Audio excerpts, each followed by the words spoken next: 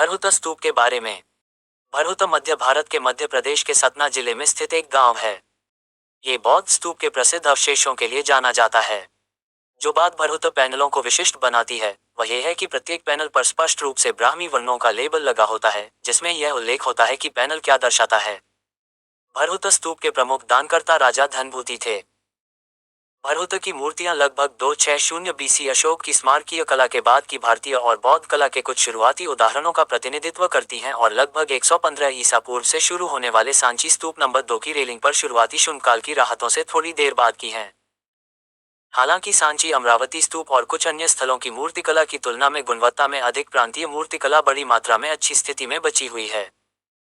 हाल के लेखकों ने भरहुत की रेलिंगों की नक्काशी को लगभग 125-100 ईसा पूर्व और स्पष्ट रूप से सांची स्तूप संख्या 2 के बाद का बताया है, जिसकी तुलना में भरहुत में बहुत अधिक विकसित प्रतिमा विज्ञान है। तोरण प्रवेश द्वार रेलिंग की तुलना में थोड़ा बाद में बनाया गया था और 175 ईसा पूर्व का है।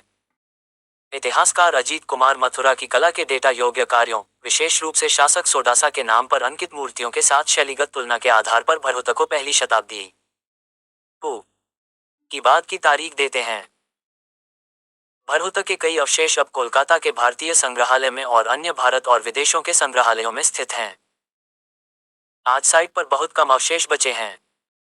बौद्ध धर्म 12वीं शताब्दी तक भरहुत में जीवित रहा। 1100 ई के आसपास एक छोटे बौद्ध मंदिर का विस्तार किया गया और बुद्ध की एक नई मूर्ति स्थापित की गई। उसी काल का एक बड़ा संस्कृत शिलालेख उस स्थान पर पाया गया था, हालांकि ऐसा प्रतीत होता है कि वह खो गया है। ये 1158 ई के कालचिरी राजाओं के उल्लेख वाले शिलालेख लाल पहाड़ शिलालेख से भिन्न है। हाल के कुछ पुनर्मूल्यांकनों ने भरहुत को शून्य काल से अलग करने की प्रवृत्ति दिखाई है और बेहतर दिनांकित मथुरा कला के साथ कलात्मक समानता के आधार पर स्तूप को पहली शताब्दी ईस्वी सन का बताया है और भरहुत शिलालेखों की प्राचीनता पर सवाल उठाया है, विशेष रूप से पारंपरिक पुरालेख द्वारा सुझाए गए धनभूति शिलालेखों पर। स्तूप।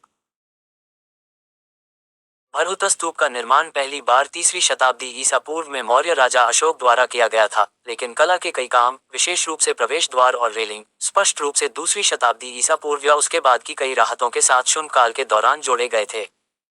वैकल्पिक रूप से बनाई गई मूर्तियों को उत्तरी बौद्ध साम्राज्य सुघाना के शासनकाल के दौरान जोड़ा गया है। केंद्रीय स्तूप सांची के समान व्यवस्था में एक पत्थर की रेलिंग और 4 तोरण द्वारों से घिरा हुआ था। रेलिंग का एक बड़ा हिस्सा बरामद कर लिया गया है, लेकिन 4 तोरण द्वारों में से केवल एक ही बचा है।